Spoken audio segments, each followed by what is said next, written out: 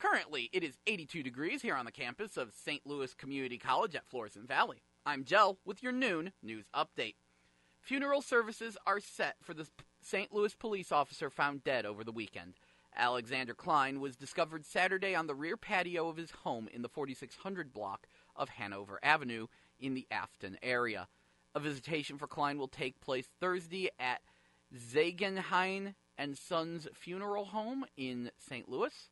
Another visitation will be held the following day at St. Ambrose Church on the Hill in St. Louis, followed by a funeral mass. An investigation is underway after a man was found dead in St. Louis. Police say the discovery was made last night in the middle of the street near Dodier and North 25th Streets. His death is being considered a homicide. St. Louis activist Brittany Packnett is being honored by the BET Network. She received the Shine a Light Award by the network on Sunday. Packnett is a former teacher and nonprofit director who became well known as a Ferguson protester and a member of the Ferguson Commission. In 2016, she was named as one of the 12 new faces of black leadership by Time magazine.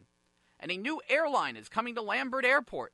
The airport will announce the new airline today. It will be the second new major passenger air carrier to begin operating in St. Louis this year. WOW Air began operation last month. Moving on, it is time for the weather. Let's see, today we've got scattered thunderstorms with a high of 85 and a low of 70. Enjoy it because this is the coolest it's going to be for a while. Wednesday, partly cloudy, high of 90, low of 73. Thursday, evening thunderstorms with a high of 92, low of 76. And Friday, partly cloudy, high of 98, low of 76. And Saturday, sunny, high of 96, low of 77. However, having said that, and despite these claims, we have an excessive heat watch in effect from Thursday, Thursday 11 a.m. until 10 p.m. Friday. And I have heard the temperature could get into the 100s those days, regardless of what weather.com says. So stay cool, everybody. Remember to do your best to stay inside and try to beat the heat. Thursday and Friday especially. Look out for anyone who doesn't have air conditioning, anyone older, any younger children. Make sure that they are sure to not spend too much time outside in the ridiculous heat that we have coming in. Anyway, currently it's 82 degrees here at KCFV. I'm Jell, and this has been your noon news update. But please stay tuned, because after a short break, we will be back with GameBabble Live, your video game news and information show, which airs every Tuesday from noonish to 3 p.m. here on 89.5 FM KCFV The Wave, diverse music for your diverse mind. Until then, though, please enjoy Last Song About You by Minutes to Midnight here on 89.5 FM KCFV The Wave. Enjoy, and thank you so much for listening. That was Last Song About You by Minutes to Midnight here on 89.5 FM KCFV The Wave. Diverse music for your diverse mind. I'm your host, Jell, and welcome to GameBabble Live, your video game news and information show, which airs every Tuesday from about noonish to 3 p.m., whenever I finish the news, right? Anyway, we like to kick the show off with the new game releases for this week, what's coming out next week, and what anime are currently in theaters. So, coming up first, PlayStation 4. What's coming out this week? Well, we got Conan Exiles, The Imperial East Pack, Super Kids Racing, Atomine, Call of Duty World War II United Front, Dimension Drive, Far Cry 3 Classic Edition, Grave Danger, Hajwala, Lumines Remastered, Rainbow Skies, Realms of Arcania Star Trail Remaster, Salaryman Escape VR, Slime-san Super Slime Edition, The Awesome Adventures of Captain Spirit, which is free and is another game set in the Life is Strange universe, so that's there. The Crew 2 Gold Edition, The Journey Down Chapter 2, The Night Journey, Trove Geode, World of Tanks Mercenary, Ark Park Pterosaur Hill, Battlefield 4 PlayStation Hits, Bloodborne PlayStation Hits, Doom PlayStation Hits, Fighting EX Layer this Thursday, which I'm very excited about, despite my misgivings. Metal Gear Solid 5, The Definitive Experience, PlayStation hits. Next Up Hero, Ratchet & Clank, PlayStation hits. Street Fighter V, PlayStation hits. Tour de France 2018, Uncharted 4, A Thief's End, PlayStation hits. Yakuza 0, PlayStation hits. So apparently they're releasing the PlayStation hits line now, which of course would be like the lower priced budget releases. Probably have a red bar at the top that says PlayStation hits. I don't know. Anyway, moving on. Esper is coming to PS4, followed by Eventide 3, Legacy of Legends, a port of Ikaruga, always nice, and The Crew 2.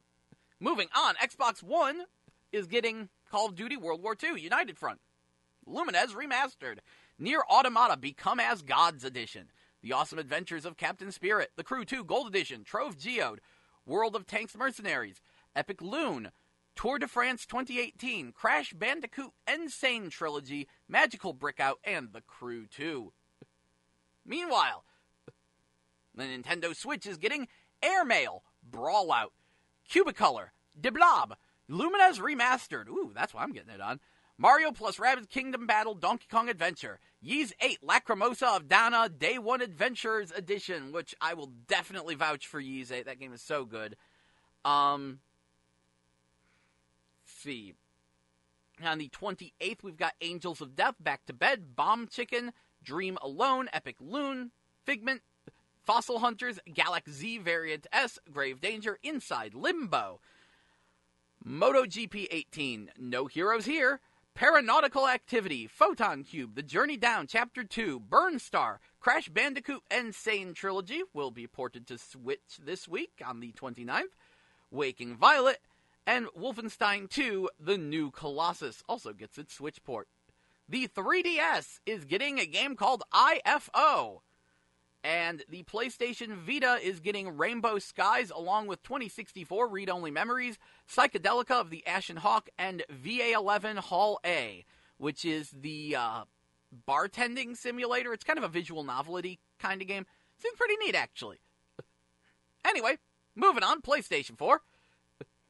The PS4 next week is getting Jurassic World Evolution, Red Faction Guerrilla Remastered, Runbow, Warhammer 40,000 Inquisitor Martyr, and, no, that'll be the week after next. Okay, so not too much this week. 20XX is week after next, though. Let's see. Xbox One is getting Jurassic World Evolution and Red Faction Guerrilla Remastered along with Warhammer 40k Inquisitor Martyr. Nintendo Switch next week is set to get Spirit Sphere DX, Runbow, Awkward, Miles and Kilo, Mushroom Wars 2, The Journey Down Chapter 3, Yuso, and Another World. 3DS next week is getting The Legend of Zelda: A Link Between Worlds, new Nintendo 2DS XL Hylian Shield Edition. Basically a Nintendo 2DS that is shaped kind of like Link's Shield. And the Vita Vita's not getting anything next week. So that wraps up our new game releases for this week and next week that we know of so far. Moving on, though, the anime that are in theaters. First of all, July 3rd, 5th, and 7th is Fireworks. Don't know anything about it. I don't know a lot about any of these, but Fireworks will be in theaters July 3rd, 5th, and 7th. Following that, we have Maquia, When the Promised Flower Blooms, which is from the 20th through the 26th. Then, Princess Mononoke will be part of Ghibli Fest on the 22nd, 23rd, and 25th. And Sailor Moon R and S movies as a double feature will be in theaters July 28th and 30th. So, good times for all.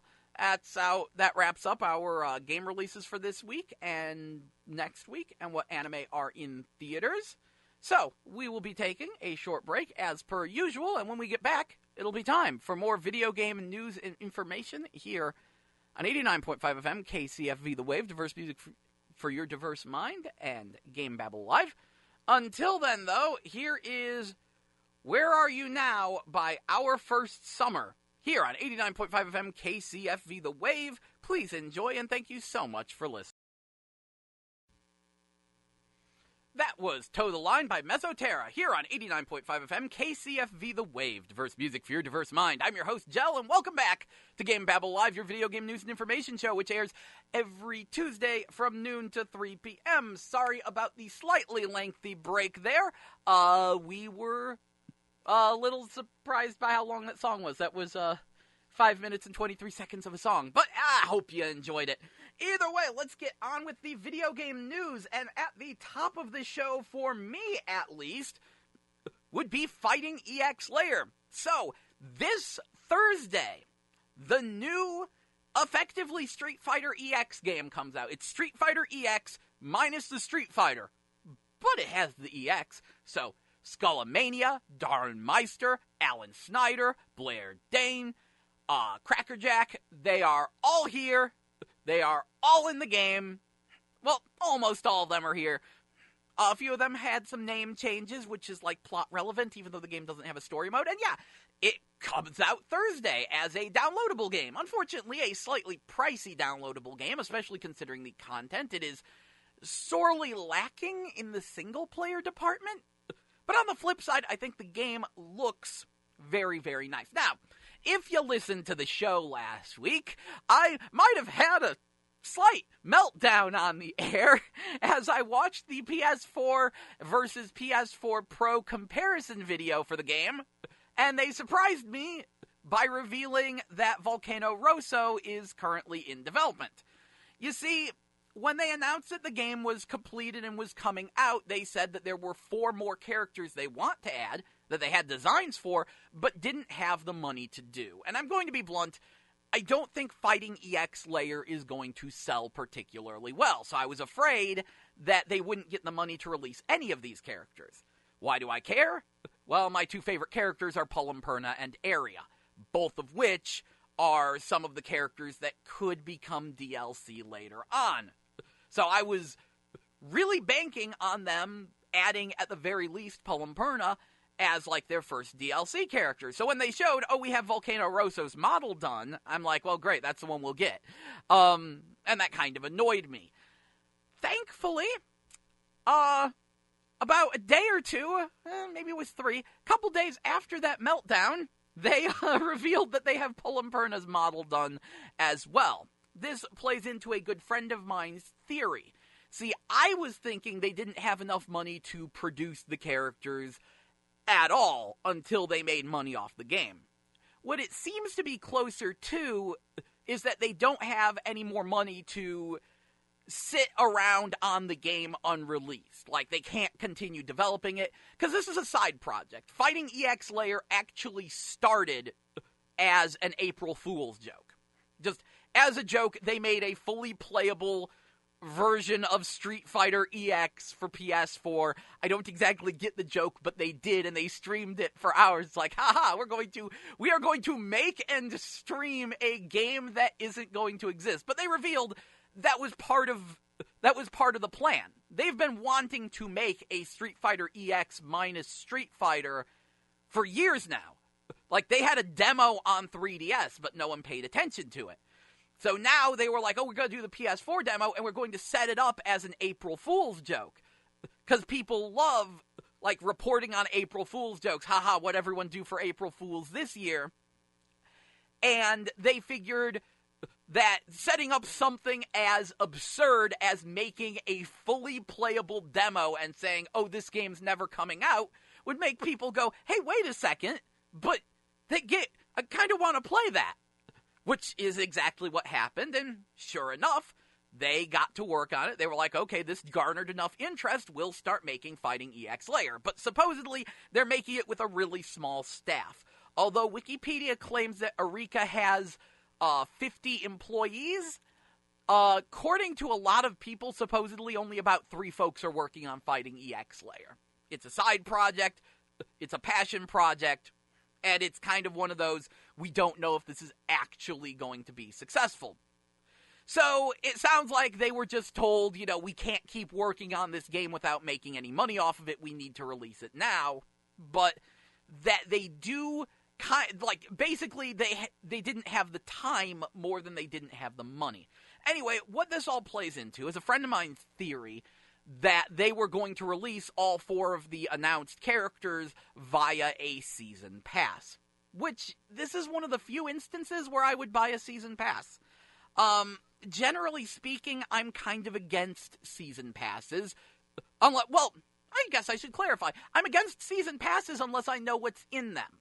To anyone unfamiliar with what a season pass is, essentially, it's pre-ordering DLC. You buy the downloadable content, the new content that's coming out ahead of time by buying a season pass. You pay a chunk of money for a season pass, and then, every piece of DLC from this point in time to this point in time becomes free. The problem is, most of the time you don't know what you're getting. Case in point, Dragon Ball FighterZ, they're like, okay, we're going to be adding 8 new playable characters with our season pass. But who are they? No one knew. And now people are disappointed because it looks like 2 of the characters are going to be Vanilla Goku and Vanilla Vegeta. Which some people are happy about, but most people are Honestly, a lot of people are disappointed because most of the DLC has just been different versions of Goku. I mean, at least we got Broly. We saw Broly coming. But yeah, a lot of people are really disappointed in what characters they chose, and so am I. That's why I didn't buy the season pass. I was like, yeah, but who are you going to be releasing? Oh, you don't know? Don't care. But in this case, I would actually like all 4 of the DLC characters, which would be Volcano Rosso, Pulamperna, Area, and Sharon. And they showed the designs for them. They all have fantastic character redesigns. Absolutely love them. And yeah, I would totally like to buy them. And the other reason is because that puts them on the hook. Let me tell you another funny story. See, there's a little game that came out a couple months back called Final Fantasy Dissidia NT, which is the Final Fantasy fighting game. Unfortunately, they screwed it up and it's a horrible flop. The big problem with it is that they made it 3-on-3 only with absolutely no local multiplayer. So you can't play split screen, you can't play 1-on-1. You have to play 3-on-3, which is already annoying. Couple that with the fact that this means you have to get 6 people with good internet together, which doesn't happen. So that means that the netcode is kind of garbage, coupled with the fact that they dumbed down the game in order to support the 3-on-3 combat, because there's been previous Dissidia games on PSP and all that, right? So people are looking at this and they're like, people didn't like it. I was interested in it. The idea of playing Final Fantasy Dissidia on a TV with big, fancy, pretty graphics very much appealed to me. But then when I found out that it was 3-on-3 only, online multiplayer only, and everything was really weird, I backed away and did not purchase the game. Here's the thing, though. They offered a season pass. And that means that a couple people might actually bought the game with the season pass, which they promised like a certain number of new characters. That means Square Enix and Team Ninja are on the hook for those characters. Even though the game flopped to the point where releasing new characters is a waste of everyone at the company's time and money, they are now obligated to deliver on those promises. So we've gotten Vayne Solidor from Final Fantasy XII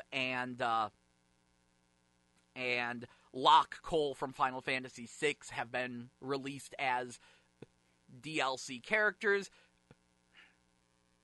And yeah, so they have to produce, I think it was like 6 different playable characters, whether they want to or not, because people already bought them. I would totally do that for Fighting EX Layer, just to be sure I got all those characters, especially after this past week. You see, me and my friends happen to have found a way to play old PS1 games online. I need to get the streams onto YouTube, but I've been streaming that, and I will likely be streaming more of that, likely tonight. We'll see how it plays out. But yeah, one time we sat down with Street Fighter EX2, and I discovered, okay, as much as I love Pulamperna, I am way better with Area. I can do some damage with Area. Area's a good character. She's also the most hated Street Fighter character of all time, but that's beside the point. Area's a good character. Area could just do nasty things, because her whole shtick is that she has a remote control robot arm, which she can kind of control. And you can either shoot it out straight in front of you, or you can shove it into the ground. And that's where, like, all the crazy stuff happens, is you shove the fist into the ground and pop it up under your opponent and then combo off of that. And so they're kind of simultaneously trying to fight you while also being aware of where your remote control fist is. But of course, when your remote control fist is out, that means you can't do any of your fist moves. Yeah, I mean, you can punch, but you can't do, like, the rapid charging punch thing. So, yeah, it makes Area a very interesting and fun character to play. And I look forward to getting her in the game as well. I'm hoping that my friend's theory that they're just going to release all the characters as a season pass is true. I will buy that season pass. I do admit, though, the game is definitely overpriced. I mean, there's a light version and a premium version, and the premium version is actually the price of a full-price game. And when you see what you get in it, it's like, wow, you're kind of ripping us off. But at the same time, fighting EX Layer is kind of fun. Played the demo, kind of on board with it. And, I mean, we're the chance of us seeing this again is slim to none. And also, I gotta say, I just love the way it looks. The character designs are still very 90s anime, which is something I personally like. I love the way the characters look. And the actual character models look really, really nice. Like, embarrassingly so. Why embarrassing? Easy. Supposedly, this is a low-budget game being made by 3 people at Eureka, and yet the graphics they are producing is better than any Capcom fighting game. I have no qualms with saying that the game looks way better than Street Fighter V, and even more better than Marvel vs. Capcom Infinite. It's the kind of thing you look at and you say, Capcom? Why aren't you hiring these people to do your character models? Is it a company pride thing? Eureka is ex-Capcom. Capcom needs to call these people up and be like, you guys, you do the models. Because apparently we have lost all of our character modeling skills. At least for fighting games. I don't know. So yeah, very excited for this Thursday to play Fighting EX Layer. I'd say I'd no doubt stream that on Thursday, except I just realized everyone is going to be streaming it on Thursday, so there is a 75% chance that I'm just going to be watching everyone else's streams of Fighting EX Layer. You know, watch Lythero until Maximilian comes on. Good times. But I will definitely be picking it up and trying it then, because I haven't had a chance to sit down with Sanane at all. I know she's just Nanase, but I need to spend some time figure out how to use the character. If that doesn't turn out, we got Alan Snyder and Skullomania and Doctrine Dark for me to work with. So we will, I'm very excited for that. Moving on. Hey, here's some crazy news. No Kingdom Hearts 3? Know how they revealed that it is in fact going to have the gummy ship? The gummy ship part is being handled by the old Einhander staff. You know, Einhander? Awesome side-scrolling shooter on PS1 where you play the ship that has the arm below it and you blow up the enemy and then you grab their gun with the arm below your ship. Einhander? Yeah. They're doing the gummy ship parts. So yay for that, but the disappointing thing is that it says, quote, the gummy ship has a battle specialization mode and a free movement mode. They're calling it an open world gummy ship. Now, what I saw in those videos was definitely an on-rails shooter, so I'm guessing that's specialization mode. But it sounds like many on-rails shooters, they've decided they're going to have all-range mode segments, which are probably going to suck royally because all-range mode segments always suck. I emphasized this in a video called Why I Love Rail Shooters back on the GameBabble channel if you want to check it out. But my beef with all-range mode is that it's a completely different game. On-rail shooters and free-flying shooters are two completely different genres. They play different, they feel different, and from a personal standpoint, I feel on-rail shooters play much, much, much better. Really think about it. Think about when you played Star Fox 64. Did you really like the all-range mode segments? I'd say the best all-range mode segments were in Star Fox Assault, but they still weren't as good as the actual on-rails segments. There's a reason for that. Basically, you just have to flip everything into 2D. Because when you think about it, classic 2D shoot-'em-ups, like Einhander, are, they're on rails. You're constantly being pushed forward. And a free roaming version would be something closer to Asteroids, or, Time Pilot, or Armada.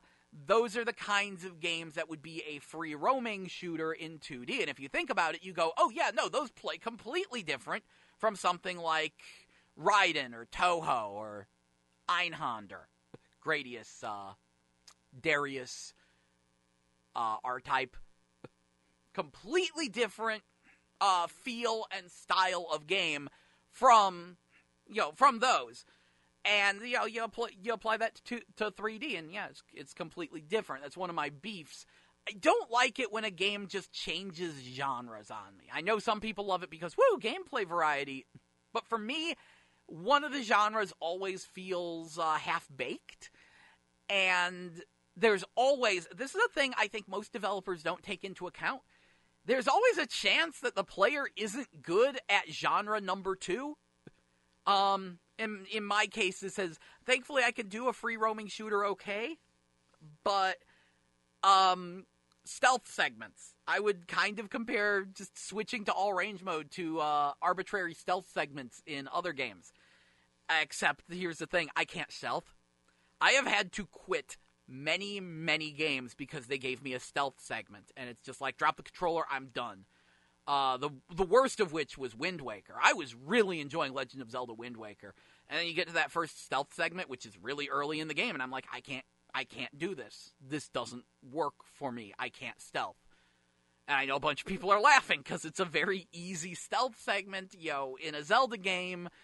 I can't believe that's what tripped you up. I can't stealth. I am stealth impaired, okay? I can't do it.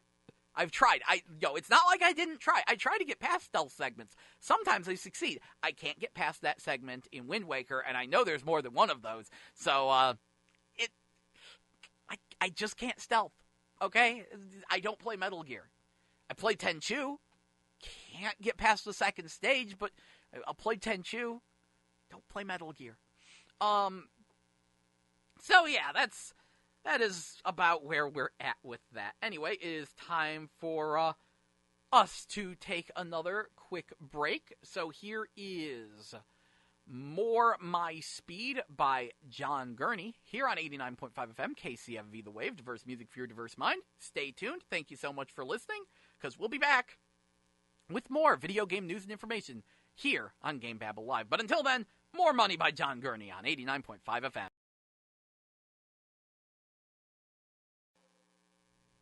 That was Jump by Julia Michaels featuring Triple Red here on 89.5 FM KCFV The Wave. Diverse music for your diverse mind. I'm your host, Jell, and welcome back to GameBabble Live, your video game news and information show, which airs every Tuesday from noon to 3 p.m. So, first piece of crazy news to throw at you now. This just came out. Apparently, there is a new Binding of Isaac game in development. Maybe. Kind of. It's been teased.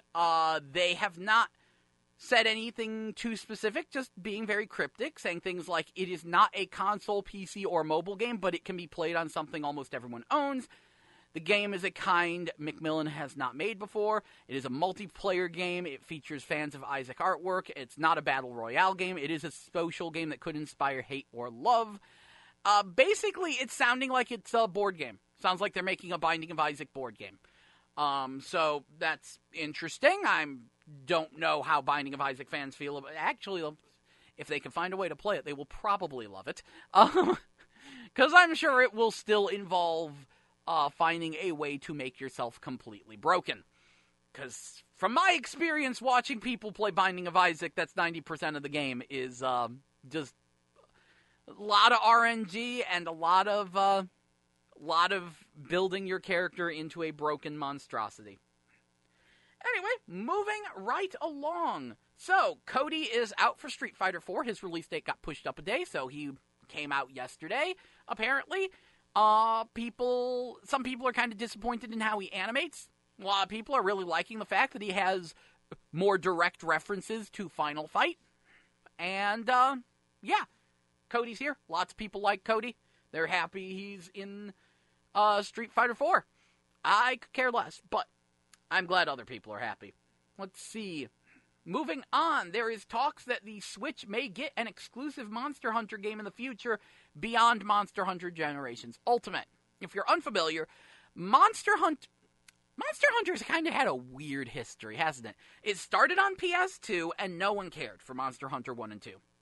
Then they ported it to PSP, and it literally sold the system in Japan. Even though the PSP ones, the most of them, didn't have online play. You were just doing local multiplayer, but people loved doing local multiplayer in Monster Hunter, even though it's actually kind of funny, because the PSP ports were also terrible. The PSP controller just was, like, the way the buttons are laid out just did not work for the game. People called the way you played the game the claw, because, okay, you got the D-pad over the analog stick, and one of those controls the camera, the other moves the character, and you need to do both simultaneously. So people would use their thumb and another one of their fingers to hit the D-pad and analog stick at the same time, and it's a waking nightmare, and yet that's somehow where Monster Hunter got popular. And Nintendo took note of that, and they said, oh, we are not letting this slide. So when the 3DS came out, Nintendo money-hatted Capcom big time to put all of the later Monster Hunters on the 3DS, as well as the Wii for Monster Hunter 3 and Wii U for Monster Hunter 3 Ultimate, I believe it was called. And so, yeah, Nintendo was really trying to pull Monster Hunter into their court, and this worked out well for Capcom because this meant they could keep recycling character models. Monster Hunter had essentially just been using and cleaning up the same models since the PS2. Now, mind you, they would make better-looking environments, and they'd clean them up, but for the most part, Monster Hunter had remained a PS2 game all the way up until Monster Hunter World, which Monster Hunter World is like the biggest coup the Monster Hunter series has ever done. Because, okay, we're going to PS4, Xbox One, apparently there's a PC release in development. Drastic overhaul to all of the gameplay, big, beautiful graphics, big, fancy single-player story mode, and, like, updates to how the controls worked, and really trying to cater to a Western audience more, and it worked. It worked really hard. A lot of people who can't stand Monster Hunter liked Monster Hunter World. Myself included a little bit. I didn't pick the game up, but I played the demo, and I said, yeah, no, I don't entirely know about this game if it's for me, but I do like this more than any previous Monster Hunter I have ever played.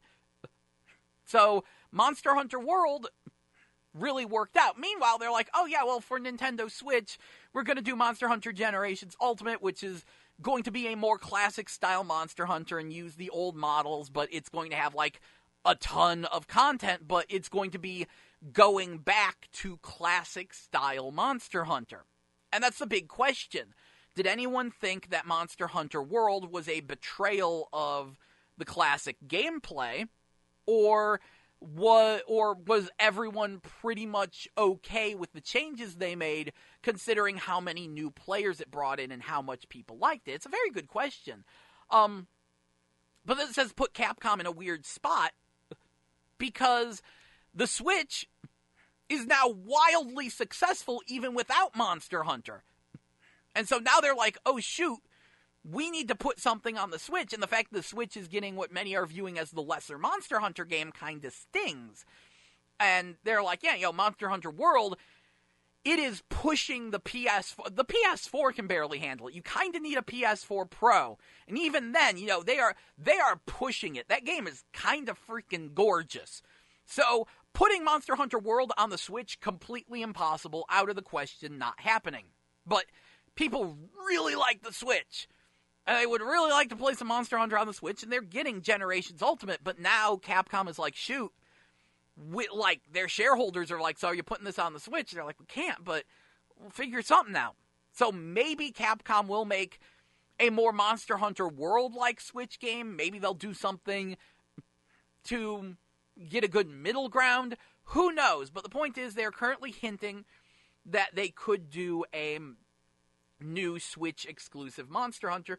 We will see. Although, really, I wonder if it'll even need... No, it will be Switch exclusive. I was going to say, due to the fact that we live in, like, the age of crossplay, would it even need to be Switch exclusive? And the answer is yes, because they don't care about Xbox, and PS4 is still being stupid about crossplay. Sony is very adamant in not allowing their crossplay, which is kind of a story that's just been going on for a while now due to Fortnite. Fortnite's like the big fad thing. All sorts of people are into it. It's available on freaking everything. You can play it on PC. You can play it on mobile. They released it on Switch. You can play it on Xbox One.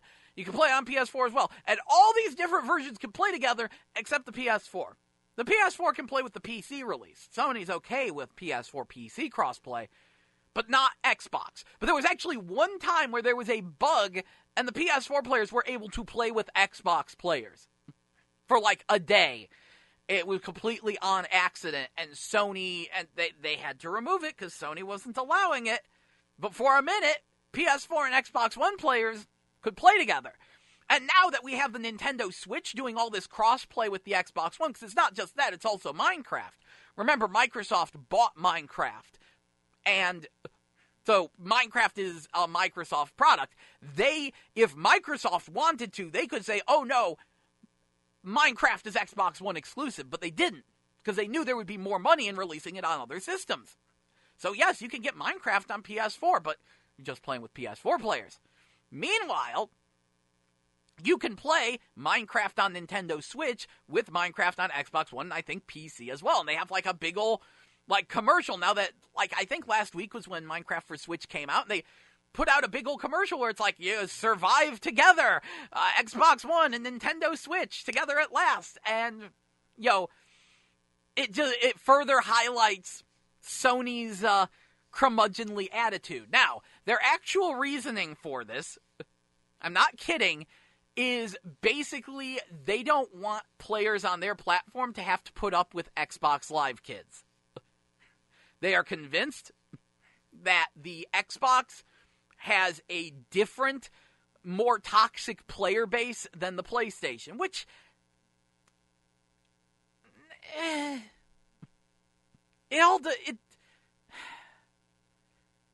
No. Yes and no.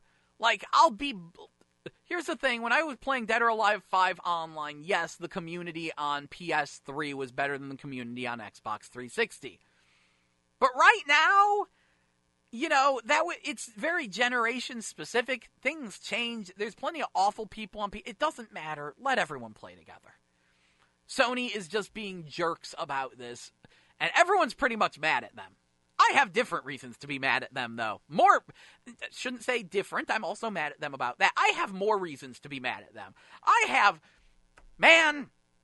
think the PlayStation Move is the only good thing Sony's ever done. Okay, no, that and the fact that you could play physical games on your PS4. We cannot forget how badly Microsoft was screwing up with the Xbox One. That launch was... the pre-launch for the Xbox One was a massive disaster, and I hope no one ever attempts that again. Although, looking at my non-existent watch, I have a bad feeling Sony is going to attempt that. Sony's hubris... One of the things we have to remember about video game consoles, and this is why you can't do Steam on video game consoles. This is why you can't just have one Uber console. This is why... why consoles have to be treated differently than PCs. Consoles are all about rises and falls. One console always dominates the market, one always wins the console war, but they never stay on top. And it is all a question of hubris.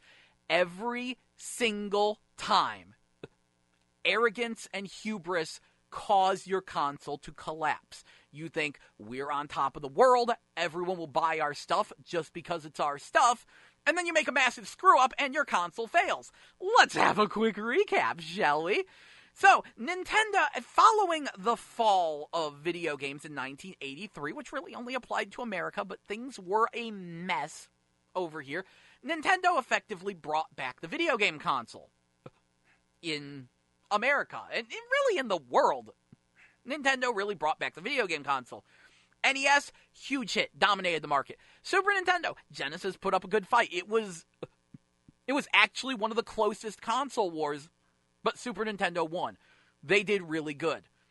And then Nintendo, they wind up having these really strict licensing agreements. And they were forcing people to use video game cartridges, which were insanely expensive to produce, for the Nintendo 64, which had really obtuse, hard-to-program-for hardware that just wasn't as capable as the CD-powered systems, because CDs added so much to gaming. The capacity on a disc is huge compared to an N64 cartridge. So making a disc-based game was cheaper, and you had more space to work with, and, Sony comes in. Sony was jilted by Nintendo. They come in with a lower price point, and they were pretty much open to anyone. They had to be open to anyone. They were the new kids on the block.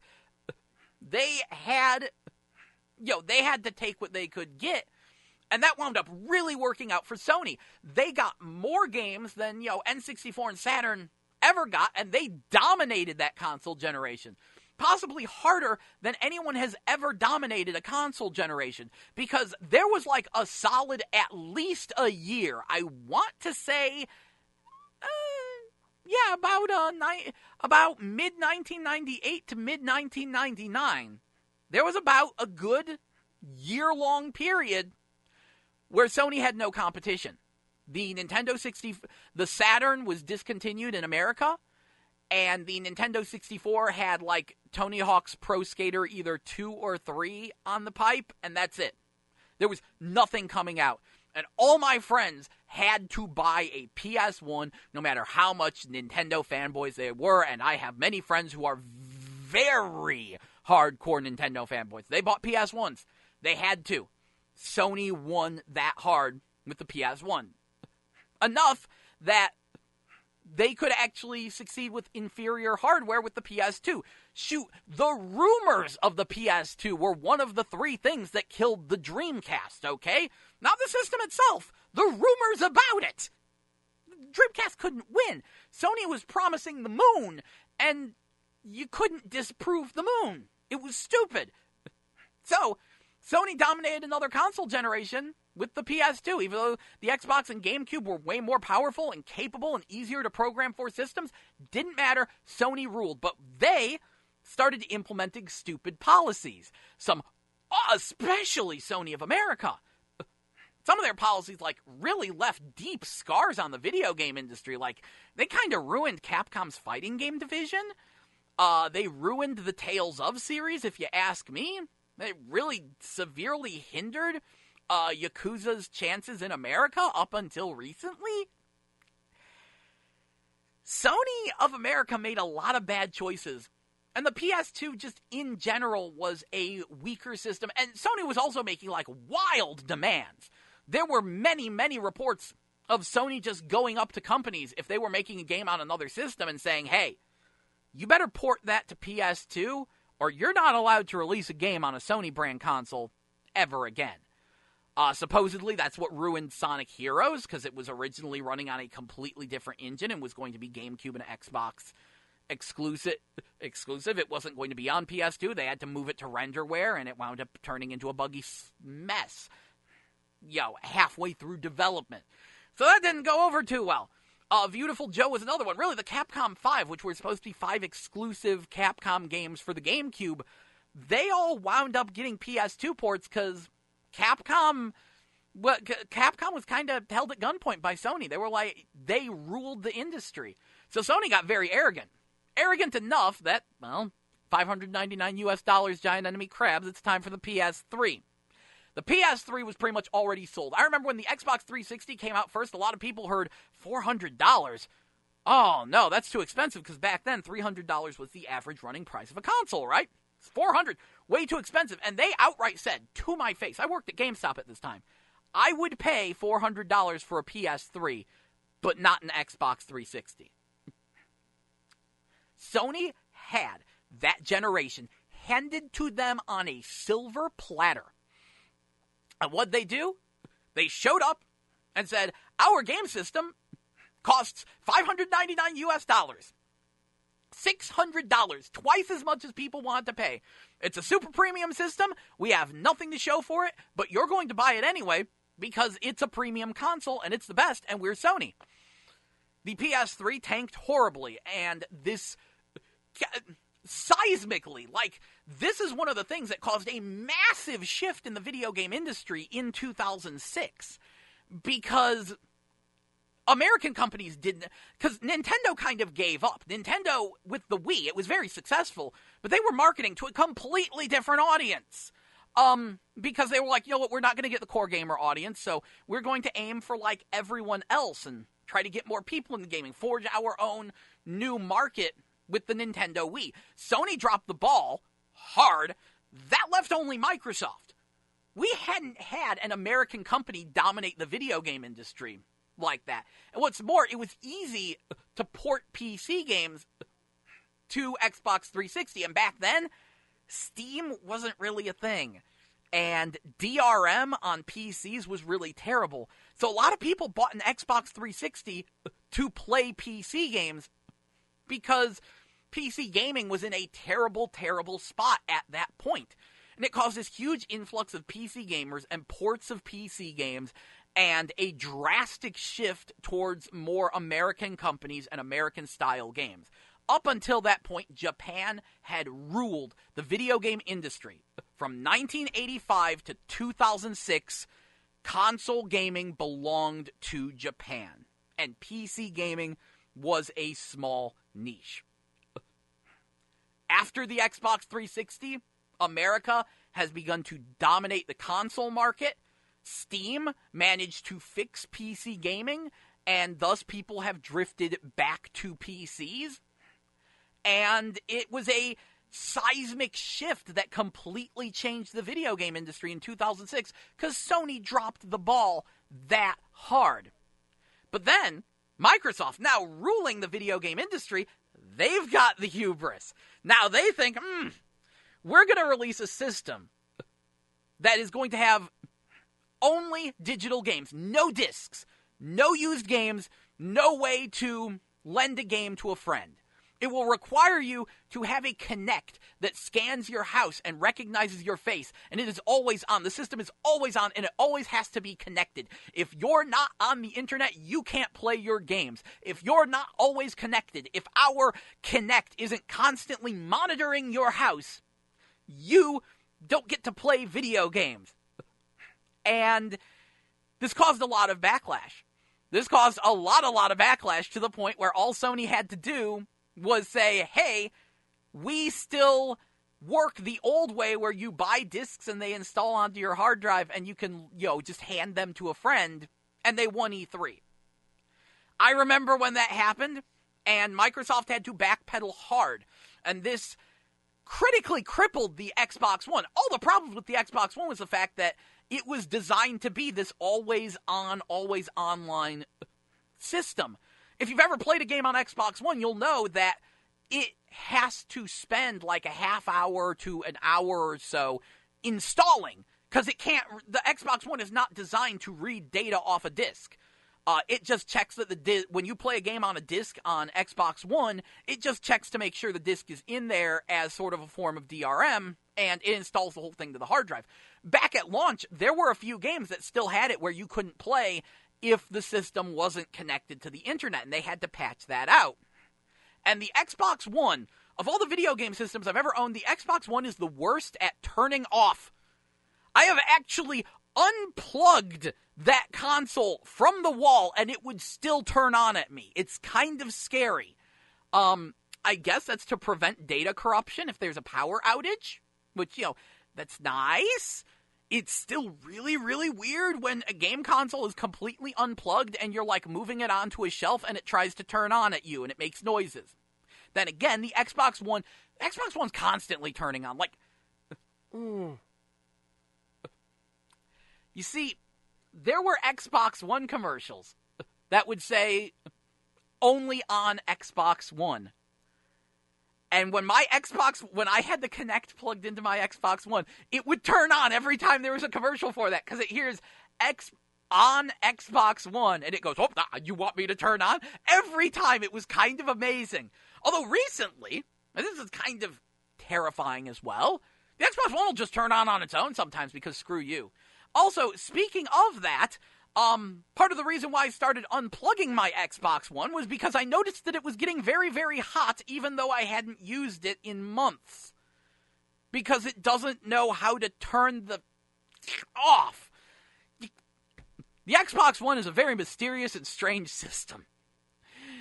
But, as I said, PS4, I would say, has soundly won the generation that has the Xbox One and Wii U in it. I don't know what to make of the Switch. The Switch happened, and it's doing very well. It's kind of disrupting the whole generational cycle. And, yeah, I am checking my watch because Sony's making a lot of arrogant Sony decisions again. They're kind of acting like they're better than everyone else. And so, look at that. Looks like we're about due for them to screw up. I'm thinking the PS5 is going to be a massive flop. I bet they're going to try to pull some stupid crap like, oh, we're going to go digital only. The moment they try to make the Xbox One... I am betting the PS5 will be digital games only, PSVR required. And I love my PlayStation VR. I love it dearly, but I'm seeing Sony pulling that, and I don't see it going well. $599 US. Giant enemy crabs. Yep. Calling it now. I'm going to say Nintendo's getting the ball this time. Switch is doing really well. I think Sony and Microsoft are going to possibly screw up hard enough that people just stick with the PS4 and Xbox One. I think Nintendo is going to rule the industry for a little bit until their hubris gets the best of them once again. That, my good friends, is just how the video game industry works, and it is why we cannot rely on a single console for gaming. Why we have to be ever vigilant in the fact that, it's people gonna do things. Anyway, that's enough out of that. We need to take a quick break, so here's You Owe Me by the Chainsmokers here on 89.5 FM KCFV The Wave, diverse music for your diverse mind.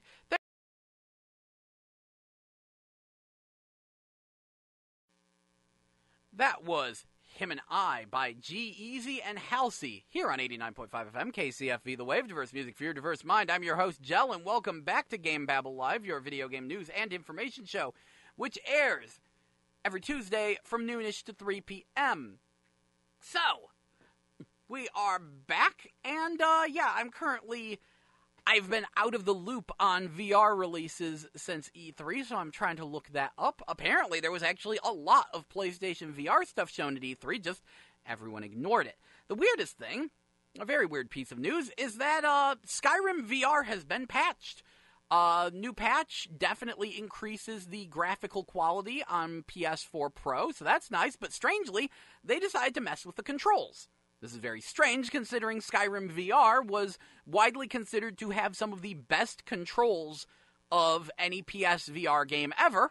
A lot of people loved the way Skyrim VR controlled, so changing it makes no sense, and people are somewhat disappointed by the changes. Some of it's just weird, some of it they're getting used to, some of it is buggy. It's a problem with patches sometimes, especially for someone like me who doesn't even have a Pro. So I won't benefit from the graphical upgrade, and I don't know how the changes to the control scheme are going to affect things. I'm hoping they put options in to switch back to the other control scheme, which Bethesda... Here's the give and take of this. Bethesda has been really good about patching Skyrim VR and making it the best experience possible. I'm surprised they decided to release this patch so long after release. However, Doom VFR is a dumpster fire, and they should be ashamed of it, which is also released by Bethesda, and people have been complaining about how freaking terrible Doom VFR is entirely because of just very, very, very poorly implemented controls that they have no interest in fixing.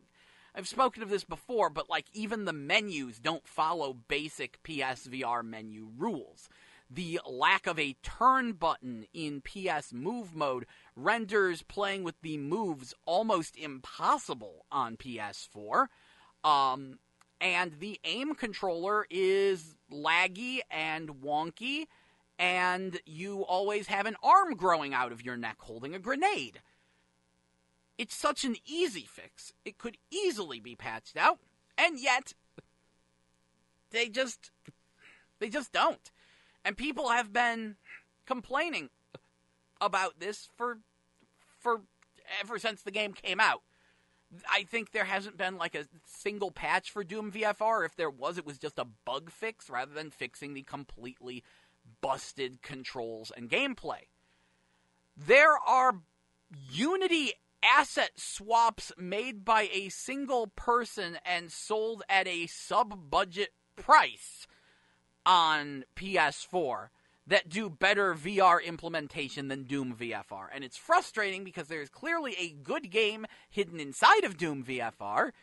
They just don't feel like patching it. Not on PS4 anyway. I would really like it if they would take the message on Doom VFR. So we have, in a weird way, we have one part of Bethesda patching too much and the other not patching at all. Oh, Bethesda. What? And I love the fact that you've now added more bugs to Skyrim, because that's what Skyrim needed, more bugs. Moving right along. So this is a crazy thing. Mario Kart 8 Deluxe now works with the Nintendo Labo. The Labo motorcycle? Yeah, they just patched it, so you can use the Labo motorcycle with Mario Kart 8 Deluxe, which is actually a little bit tempting. I almost want to do that, but I'm not grabbing a Labo. But I'm very amused that you can now play Mario Kart 8 on your Labo. That's something very special. Moving on. So, Metal Gear Rising: Revengeance no longer works on Macs.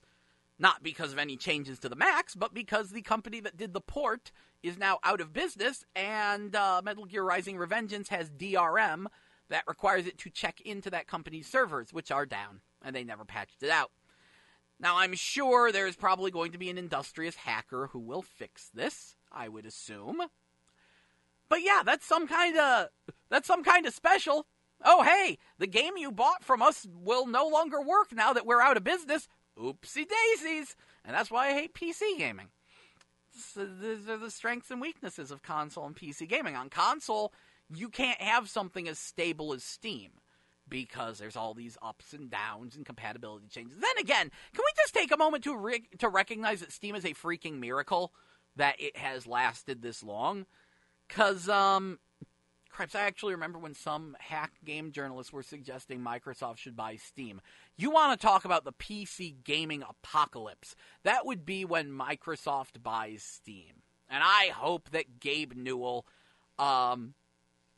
never sells to Microsoft. I've heard he has a lot of animosity towards Microsoft. So I'm hoping that he keeps it going. I hope he stays in good health, because I could see any successor to Gabe selling to Microsoft instantly, and that is the day that PC gaming utterly collapses in on itself. I would like you to take a moment to imagine that horror. Could you imagine if Microsoft bought Steam? Because I don't trust them. I don't trust anyone to handle Steam well. And that's always been a big fear, because right now, PC gaming is Steam. I know there's alternatives to Steam, but they have their ups and downs and various issues, and Steam is PC gaming. PC gaming is Steam. If Steam gets screwed up, PC gaming is over. All of the reason why people are being all PC master race, oh, PCs are the best, yay, I love PC, is because of Steam. I can't stress this enough. Because Steam has largely done away with intrusive, borderline viral DRM. Steam has made purchasing PC games so convenient and low risk. They've done so many things to cater to the consumer. And if Steam is ever compromised by, like, Microsoft, it all implodes. They just plaster ads everywhere. It would wind up just crashing constantly. I mean, cripes, Skype went from a functional program to a disaster after Microsoft bought it. There have been many, many times where Skype would just crash. The ads in Skype are the problem. Because Skype is trying to run these ads, and sometimes, like, my antivirus will actually block them because it finds the Skype ads untrustworthy. Or the Skype ads will be, even though they're so, like, low, should be low impact, they wind up, like, slowing down my computer. Like, it just, like, freezes for a good chunk of time because Skype has decided, because of this one ad, to devour all of my memory. And sometimes Skype will just, crash randomly because it loaded the wrong ad. The ads in Skype are a problem, and if they implemented that into Steam, well, congratulations. Now you'll be in the middle of playing a game, and then all of a sudden it slows to a friggin' crawl because of an ad, or Steam will just crash randomly. I don't trust anyone, especially not Microsoft with Steam, and I'm going off on a tangent because that is not a thing that's happening today. But it is a thing that I would like to remind everyone could happen in the future. Just, me taking a moment to realize what a freaking miracle Steam is. Which, they're currently doing their summer sale, and everything has huge, ludicrous discounts, and I'm sure you're all enjoying your Steam right now. Steam's good times. Like I said, miracle thing. It's incredible, but one day, a time will come when Steam will be destroyed. All good things must come to an end, and I hope the day that Steam collapses in on itself is not happens before consoles collapse in on themselves. Because you can sit there and you can go, oh, PC gaming master race all you want. When that day comes, I hope, for all of our sake, that we have a fallback. Because, recapping that history of the rise and fall of various video game companies and console wars, and how hubris can get the best of us and can destroy things, it made me realize that, it's a thing I always forget, that PC gaming, there are those who have been hardcore PC gamers for a very long time, but the popularity of PC gaming has its origins in the 2006 utter flop of the PS3, how badly Sony dropped the ball there, coupled with Steam fixing PC gaming. It was this weird, like, the Xbox 360 got a lot of console gamers into more PC-style gaming. And once PC gaming fixed itself thanks to Steam, that's where its popularity came from. That's where the PC master race rose from. If Steam collapses, better hope there are consoles there for you. I'm just saying, because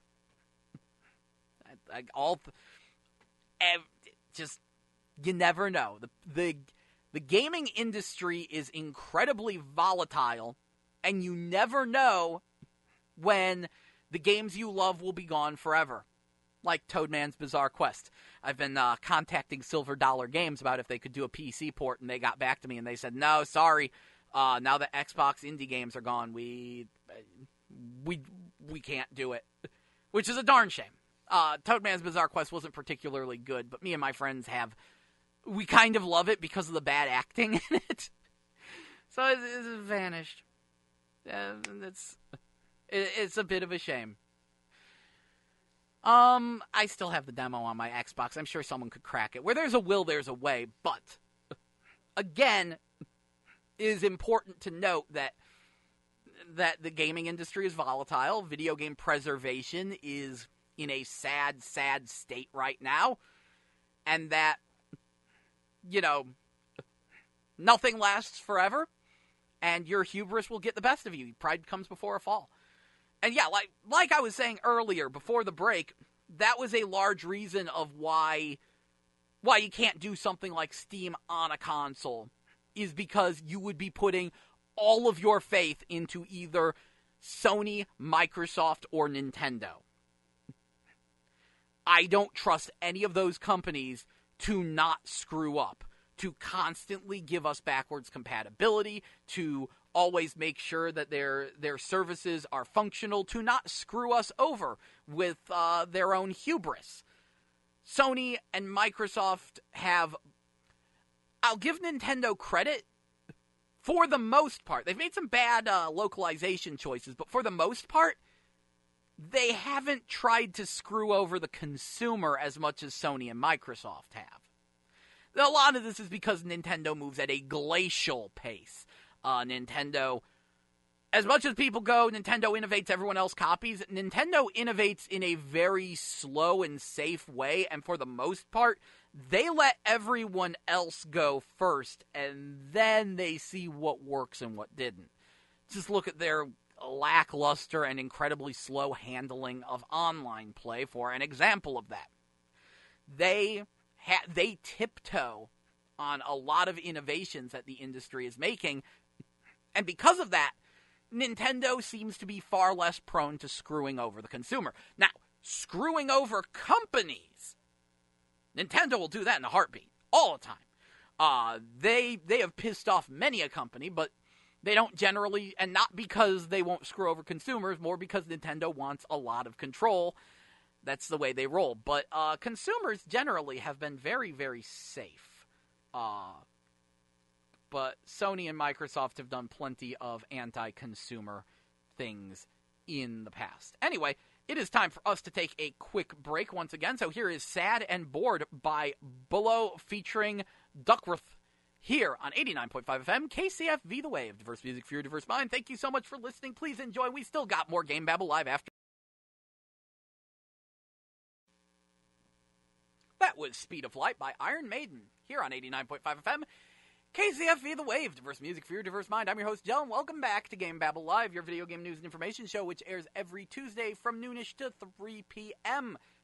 Once again, I'm your host, Joe, and now I'm at a crossroads, because I could certainly continue on with my conversation about, about Sony's hubris and why I'm mad at them. Or I could say something nice about Sony. In case you can't tell, it's been a relatively slow week for video game news, and I'm just going off on tangent after tangent about some things. So, be nice to Sony, be mean to Sony. Oh, choices. I'm going to be relatively nice to Sony for a minute, because one of the things I wanted to talk about today was some of the VR games shown at E3. See, VR is in such a peculiar spot right now, because it's actually picking up steam. There's a lot of stuff coming for it. It's doing pretty good. But it's almost its own industry, separate from video games at this point, because the video game industry isn't reporting on it. Sony had a freaking PlayStation VR tower with 14 different PlayStation VR games to try on it. And most people just avoided it. And I understand why Sony didn't emphasize the PSVR, because people whine. Shoot, at their presentation, they barely showed any PSVR exclusive games. And yet, people still complained about Sony cramming PSVR down their throats. Trover Saves the Universe is regular or PSVR. Same thing with Tetris Effect. They had little Dreams also doesn't require VR. I don't think Sony showed a single game that required VR at their E3 conference, and only showed like 3 or 4 games that had VR support. After the conference, they showed Deracine, but Sony did not show that much VR at their conference because they knew people throw a hissy fit about it. And yet, people were still claiming that Sony was cramming VR down their throat. What the heck? It's really dumb. But at the same time, that causes people to go, oh, well, VR is over. I didn't see anything at E3. When in reality, there was Well, a pile. I actually can't get a full list of all the all the VR games shown at E3, but I've got a pretty decent one. So, first of all, Deracine, that's the weird, you play as a fairy in the Frozen Time game from Software. Then there's Tetris Effect, which is a super trippy version of Tetris that can be played inside or outside of VR, and looking at it, yeah, that looks like some very compelling Tetris. There's Trover Saves the Universe, which is a third-person platformer, does not require VR, from one of the makers of Rick and Morty. It is very Rick and Morty, the platformer. Transference, Beat Saber, Wolfenstein Cyberpilot, Ghost Giant, Prey Typhon Hunter, The Elder Scrolls Blades, which we're pretty sure is getting a PSVR release, Space Pirate Trainer, which of course was the Vive launch title. They are now porting it to PSVR. Table of Tales, The Crooked Crown. Gungrave VR, which I'm going to tell you isn't that good. I was very excited for it. I picked up the Japanese one. Not that great. Although I need to try it after the patch. Jupiter and Mars. Blood and Truth. Evasion. The Persistence. Detached. Firewall 0 Hour. Astrobot. Torn. Megalith. Golem. Xing the Land Beyond, Ace Combat 7, Star Child, Dreams, and Kill X, and Dark Eclipse, to name a few. Let me double check this. Oh, also something called Track Lab. Let's see, Salaryman Escape, that just came out. Persistence, mentioned that. Creed, Rise to Glory, did we say that one? That's another one. So, I'm a little excited about Dark Eclipse. It's actually coming from FromSoft. Or not FromSoft, Sunsoft. They rhyme. See, Evasion, Cyberpilot, Tetris Effect, Creed Rise to Glory, Dreams, Astrobot. Yeah, okay. Vacation Simulator. I thought that already came out. But yeah, so there was actually a lot of VR shown at E3, but a lot of people didn't feel like showing it. And I always find that kind of interesting. We've effectively reached a point where VR is a completely different industry, community, and media from video gaming. Because the video games media doesn't want to give it the time of day. They aren't reporting on it. It's separate. There is absolutely something there. And again, not a lot of big AAA games coming out for VR, and the ones that are very much being money-hatted by Sony, which I like. I won't deny that. But yeah, not a lot of AAA games coming out for VR. Tons of indie experimenting. Again, we tend to get new VR games every single week. In fact, what came out this week for VR? That's looking like Salaryman Escape, and then Esper, and then next week Detached. So yeah, we got those. And then last week, The Exorcist Legion VR Complete Series, which I actually hear some very good things about if you like VR horror games, which is good because horror is definitely something VR is good at. Moving right along. Speaking of me just kind of being disappointed in the video game media, Mario Tennis Aces. Switch gears to Nintendo before I get back to smashing Sony with a hammer, because I'm steamed. So Mario Tennis Aces came out, and a lot of people are loving it. A lot of people are weirdly calling it a fighting game, but I kind of understand it. And kind of, it's weird. And it's like probably the best way to describe how deep and competitive it is. This game kind of matters because Mario Tennis was a really cool game, but after the GameCube one, they kind of have been screwing up for the past decade. There have been 3 Mario Tennis games that have come out since the GameCube, and those past 3 Mario Tennis games have all been freaking awful.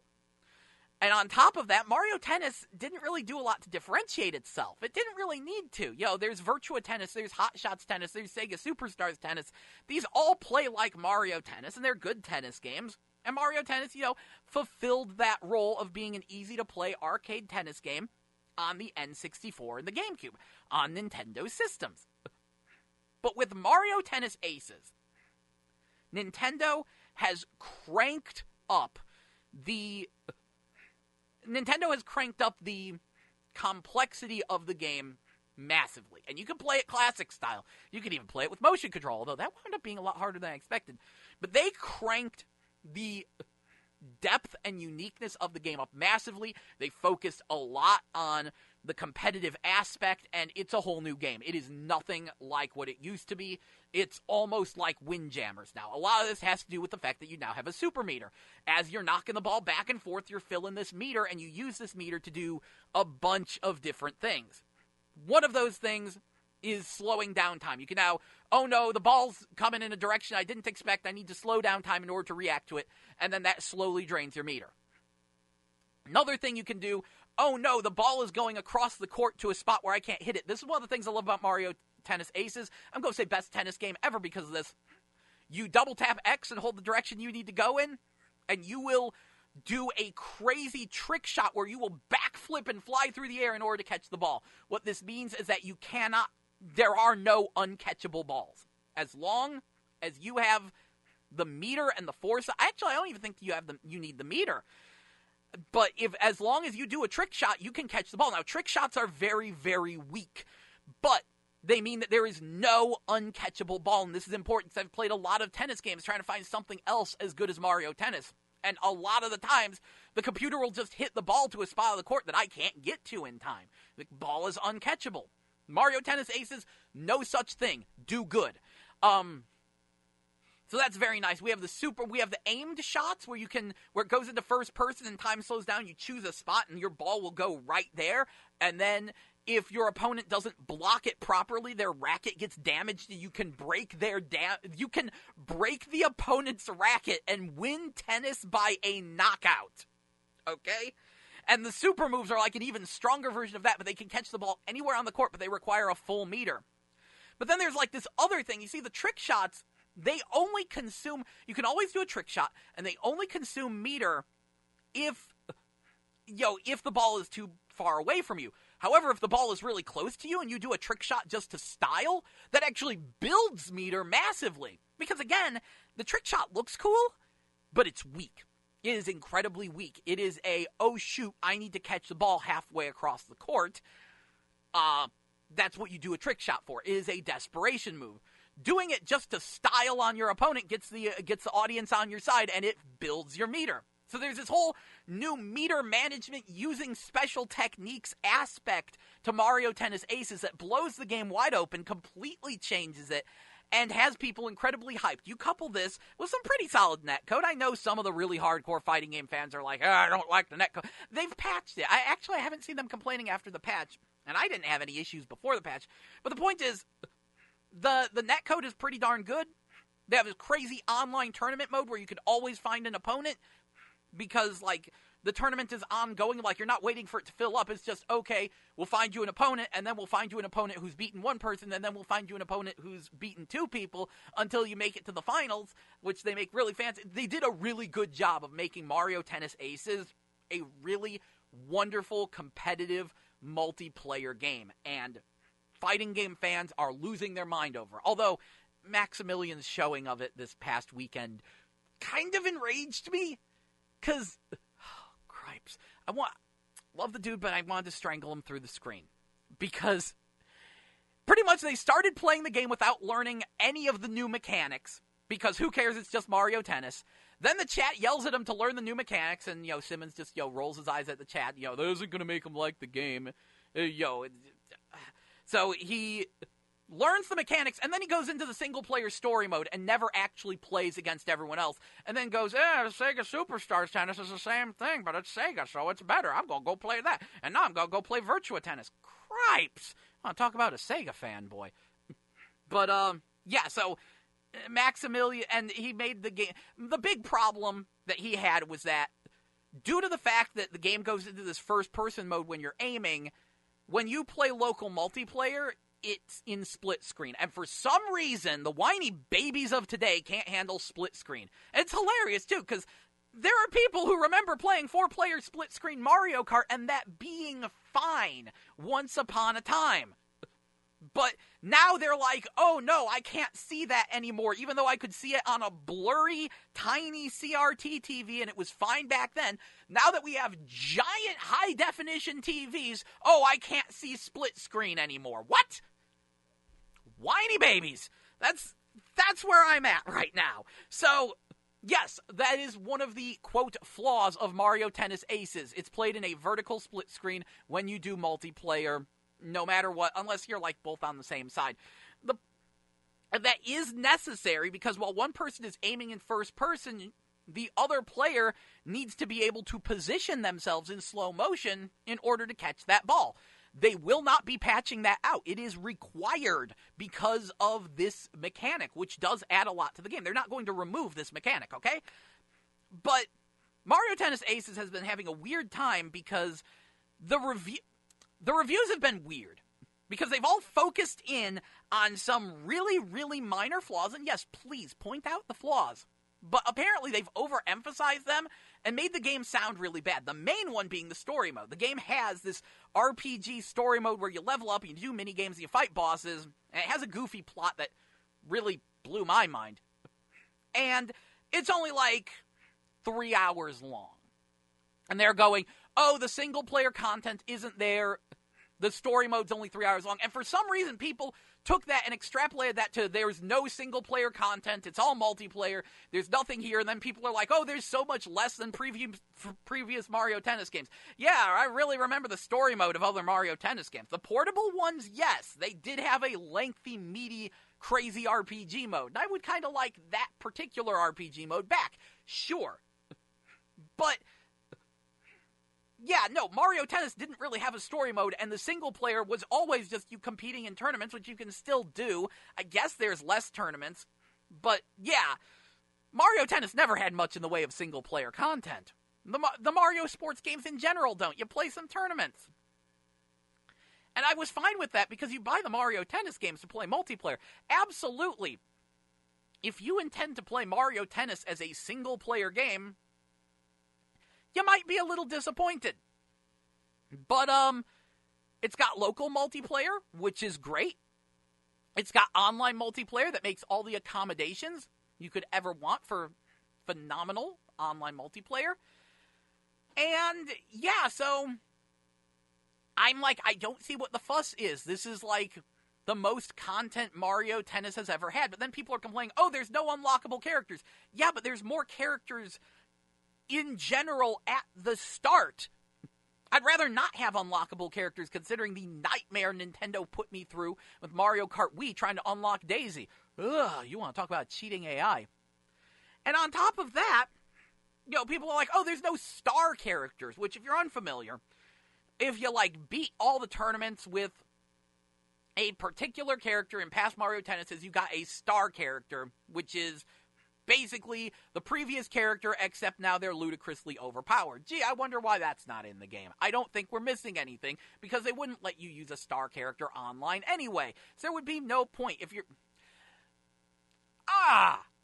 So, a lot of people, they're seeing these reviews, and they're like, oh, I hear Mario Tennis is a bad game. And then they see a stream that isn't by Maximilian. We need to just keep him away from the Mario Sports series in general. But then they see a stream. If you want to see some really good Mario Tennis, I highly recommend Lythero's stream. That is fun. And then they're like, oh wow, this is Dragon Ball Z with tennis rackets. Because it is. Sometimes, when you get good players playing against one another, it gets insanely hype. With rallies going on for 30, 50 hits, there's a combo counter in the corner, and they're slowing down time, and they're moonwalking, they're backflipping, and they're doing these charged attacks, and rackets are taking damage, they're shattering and breaking, and people are being knocked back across the court, and there's flaming skid marks as they do, and then, super move, super move, super move. Like, you would think you'd have to charge up for a really long time to get a super, but there have been rallies where people have done like 5 supers in a row in the same rally because their meters are just building up, because the harder it is to catch a shot, the more meter you get. So as the rallies go on and on and on, the meters are building faster and faster, and the supers are flying more and more and more, and it's just, it gets utterly nuts. I'm actually terrible at the game right now. I need to completely relearn Mario Tennis, but I like what I see.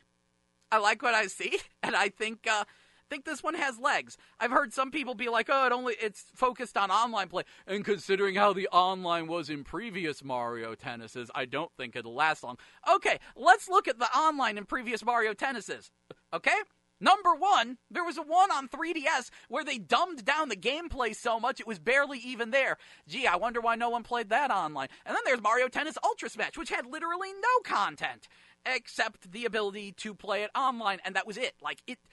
Mario Tennis Ultra Smash on Wii U had no single player. It had one court. It had nothing. Mario Tennis Ultra Smash had nothing. The only thing you could do with it was online, and people knew there was nothing there and that they were charging full or nearly full price for it, so no one bought it. So yes, the online vanished.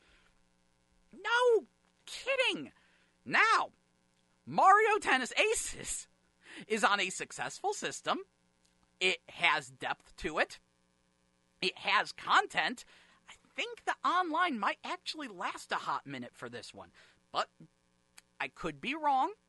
I'm making assumptions, but I think it's going to do good. We need to take a break. So we're going to take a break. Let me see. Is there anything else? Oh, you need to talk about the Neo Geo Mini. We'll just hit that now, and then when we get back for the final segment, I will complain about Sony and how much I hate them right now. So the Neo Geo Mini hits Japan July 24th. Still do not have a date for the U.S. Neo Geo Mini. We do have a price. I'm not allowed to say it on the air, but I'm going to give roundabout allusions to it.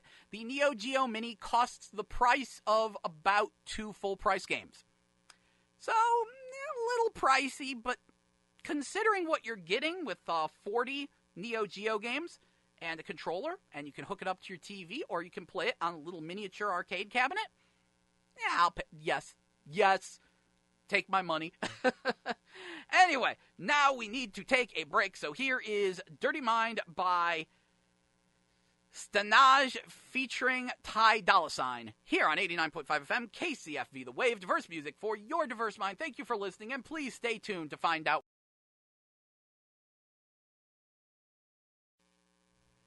That was Reverse by Sage the Gemini here on 89.5 FM KCFV The Wave, diverse music for your diverse mind. I'm your host, Jell, and this is the final segment of GameBabble Live for the day.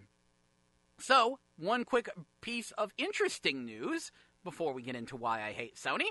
Koihime Enbu Ryo Rai Rai has been announced for PS4 and PC. It looks like it will be getting a US release on July 12th, so that's sudden.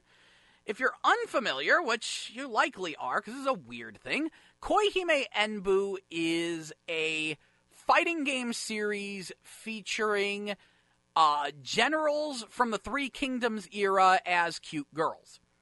Of course. I will say the game plays very well, but the visuals are pre-rendered, cel-shaded models. They are not hand-drawn. Which, I don't think looks the best. It's same thing as Blade Strangers. I'm trying to get the Steam page for it to show up, because apparently, it's coming to Steam, which pretty much means US release, July 12th. So that's interesting. Love to know some prices. I have played it. I can safely say it is a good anime-style fighter. I have one of the ones on PS3, one of the older ones. This is, of course, the newest version, which adds in, another new character after the last newest version. And, I don't think they've released any of these in America anyway, so it's all new to pretty much everyone. Here, anyway. So we are... time to talk about why I'm mad at Sony. So, a while ago, I mentioned that there was this game called Omega Labyrinth Z, which is a rather lewd dungeon crawler that I did not expect to make it out of Japan. And it was being translated by P-Cube, who are very dedicated to keeping things true to their original vision and not censoring them. Unfortunately, though it was rated in America and so on, and in other countries in Europe, the UK, where P-Cube is based, the game was considered illegal to sell. Now, they were going to go ahead and make the game and then sell it in, the US and countries other than the UK. However, suddenly, about a month ago, they pulled the game from their website without warning, and people began to wonder what's going on. And they said, we can't say anything until we can say something. Well, news is finally here, and it's as we expected. Omega Labyrinth Z's release has been canceled, and this is a definite hit to P-Cube because the translation is done. The localization is done. They spent a heapin' helping of money on the release of Omega Labyrinth Z, and now it's not coming out. They can't do anything with it. They can't make their money back. All that work down the drain. The exact statement from P-Cube about this is, P-Cube strives to release Japanese content for its fans as close to the source material as possible. In the case of Omega Labyrinth Z, while P-Cube has worked with all relevant age rating bodies in their respective territories, P-Cube must respectfully comply with the wishes of the platform holder and have therefore withdrawn any further plans for Omega Labyrinth Z's European and North American release on PS4 and PS Vita. Keyword here is platform holder. That means that Sony is the ones denying the US release of this game, which is definitely very interesting. And, yeah, unfortunately, I think I have to take a quick break right now. I'll be right back after these days. That was These Days by Rudimental, featuring Jesse Glynn and Mackie here on 89.5 FM KCFV The Wave, diverse music for your diverse mind. I'm your host, Joe. Welcome back to GameBabble Live, your video game news and information show, as every Tuesday from noonish to 3 p.m. So, back to the topic at hand, before we were interrupted by things. So, like I was saying, Omega Labyrinth Z, Loot Dungeon Crawler. Didn't think it would make it out of Japan. It's not. Even though P-Cube has talked with all the different age rating boards and complied to all requests and has done the translation and finished the localization and could release it, Sony themselves, it appears, has stepped in and said, no, you're not allowed to release that in the West. Just, nope, not allowing it on our service. After it's done. Which, as many people have pointed out, with all the money they put into translating this, and all the work they did, this could bankrupt the company. Not like this would be the first time Sony's bankrupted a company with their terrible decisions. Let us not forget what happened to Working Designs. I don't like Working Designs, but back on the PS2, they tried to translate a Goemon game. They're like, we're going to release this Goemon game in the States, because yay Goemon, and they translated the game, put a bunch of work into it. That one they actually fully dubbed. They had the localization ready, and they showed it to Sony, and they said no. And they're like, what do you mean no? And they said, it doesn't pass quality control. Looks too bad. But we spent the past, 3 years translating and localizing this game. Yeah, no. So they went out of business. I'm sure they pulled some other shenanigans with that Growlancer collection, too. So that's what happened to Working Designs. They've kind of reformed as Gaijin Games, I think. Point is, they did, the remnants of Working Designs did the new Summon Night on PS4, for better or for worse. But, yeah, so that happened. Let's not forget Factor 5, makers of the Star Wars Rogue Squadron series. Sony was like, hey, you guys make this game called Lair, and it's going to be a big AAA dragon flying game. Oh, we're going to force you to put in awful 6-axis motion control, and only 6-axis motion control, no ability to turn it off, giving the game terrible reviews, causing it to not sell. They later patched in regular controls while shouting, screw Sony, over and over again before going out of business. Also, Free Radical, makers of... they were essentially the people who made GoldenEye and Perfect Dark. They left Rare, made a series called Time Splitters. Yeah, Sony kind of destroyed them with horrible business decision called Haze. So Sony has left a pile of destroyed companies in their wake. This is what Sony does sometimes. Not as bad as EA, but they may as well be. Now, a lot of people are, of course, going, what are the chances of a Steam release? And P-Cube's answer was, never say never. A Steam release is plausible? The question is if they could get a PC version. See, that's the thing. I don't know if P-Cube has the resources to port a game to PC. Supposedly they did with Galgun. Galgun Double Peace and Galgun VR. Well, Galgun VR was obviously a PC game in the first place. But I don't know if P-Cube actually handled porting Galgun to PC and putting it on Steam. If they did, there's a chance. But otherwise, they would have to ask the Japanese company to do a Steam port that they could copy-paste their translation into. Which could happen, but I would like to remind you of a little something.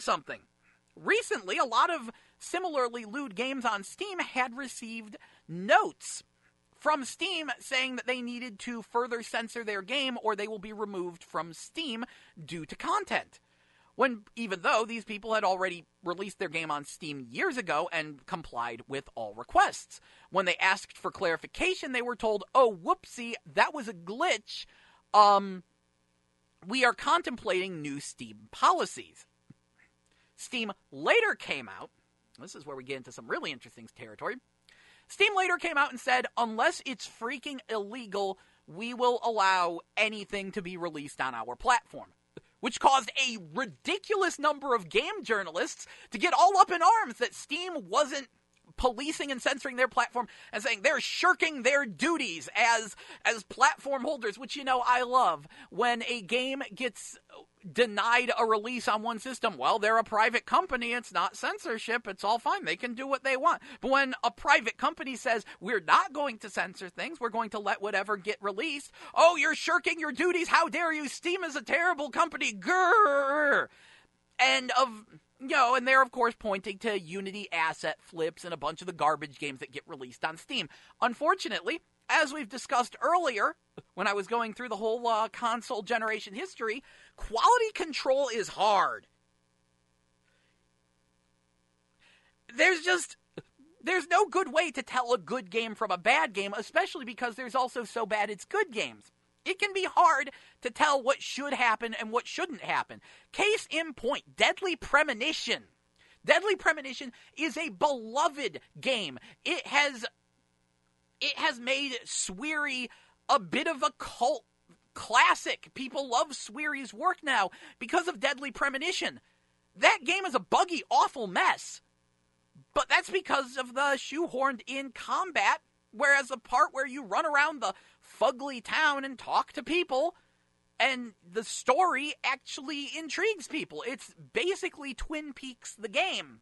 And it caused a lot of people to get really interested in Twin Peaks, because they heard that this crazy game was a lot like Twin Peaks. So, yeah. That game, if you had, strict quality control, Deadly Premonition would have never been released. Okay? It's hard to tell the difference between Deadly Premonition and Life of Black Tiger. I cannot stress this enough. Quality control is hard. And considering Steam was actually sending notes to people who had made slightly lewd games on Steam, that means that they were very much considering censorship. And there were some very interesting groups which were taking credit for this action as well. This was very much about censorship, no matter how much game journalists try to play off that it wasn't about censorship. They're just ignoring an important piece of that puzzle. And I'm honestly really glad that Jim Sterling got friggin' blasted for trying to defend their position and attacking Steam for their decision not to censor their platform. I believe that with this, game journalists have indeed shown their true colors. I try to keep things as non-political as I can, but a lot of these game journalists have shown their true colors, that they absolutely want games to be censored, to cater to their moral standards. They want them all to cater to their political beliefs and to spread their message, and anything that goes against that, they want destroyed. And to that, I say screw them. Any of these game journalists out there saying that we're not here to take away your video games is a lying scumbag, and they can go screw themselves. They are the reason I started GameBabble back on YouTube all those years ago. They're the reason I wanted to review video games. And I know I haven't been the most diligent about this. My schedule is crappy. I don't necessarily do the best job, but I will continue making GameBabble because of them. Because I hate them. Because I will not rest until pretty much this entire sham known as game journalism is fired. Because none of them deserve their jobs. None of them are good at their jobs, and if they worked at literally any other job, they would have been fired for incompetency. The only reason many of these journalists still have their job is because of nepotism. Literally every single person in the video game journalism industry got their jobs because they were friends with the right people, not because of their skills or their talent in writing, gaming, or their knowledge, because many of them aren't knowledgeable, skilled, or talented at all. They keep their jobs by remaining friends. And the fact that they are all linked together via all living in San Francisco and all using the same mailing list called Game Journo Pros. I know they shut that down, but I also know that they have a new Game Journo Pros. So all game journalists are all friends with one another. And it is more important for them to remain friends with one another than it is for them to do an actually good job. As long as they're still buddy-buddy with everyone else, they can produce complete crap. They can tank multiple websites with their terrible writing, and they will still be considered a respected voice in the video game journalism sphere, Ben. So, to that, I say screw them.